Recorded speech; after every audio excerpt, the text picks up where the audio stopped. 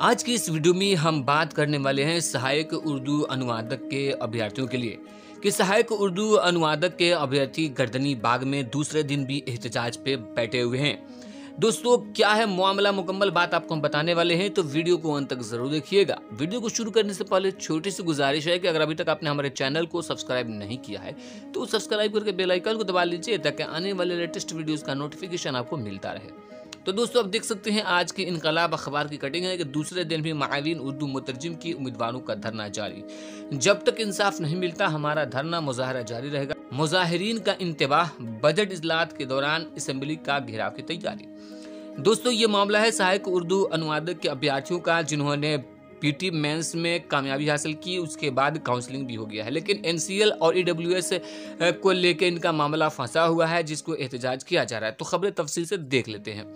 हुकूमत की बेतवज्जही के शिकार मुआविन उर्दू मुतरजिम की उम्मीदवारों का धरना गर्दनी बाग में जुमरात को भी जारी रहा।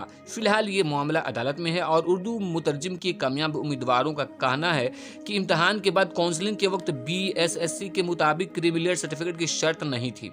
बीपीएससी ने काउंसलिंग के वक्त इस बात की वजाहत की थी कि पसमानदा और पसमानदा तरीन तबका के उम्मीदवारों को नोटिफिकेशन से कबल का जारी करदा क्रीमिलियर सर्टिफिकेट पेश करना जरूरी होगा, वरना उनकी उम्मीदवारी खत्म कर दी जाएगी। जुमला मराहिल तय करने के बाद जो तकर्रुरी नामा न दिए जाने से नाराज उम्मीदवारों ने कहा कि अब आप आर पार के मूड में हैं। जब तक हमें इंसाफ नहीं मिलता हमारा धरना मुजाहरा जारी रहेगा।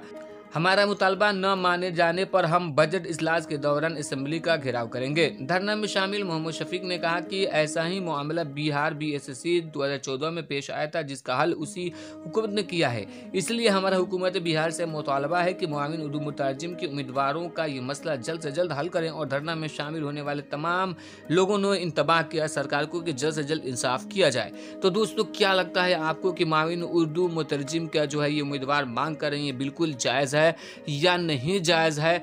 आप अपनी राय कमेंट में दीजिए और वीडियो को ज्यादा से ज्यादा लोगों तक शेयर कीजिए।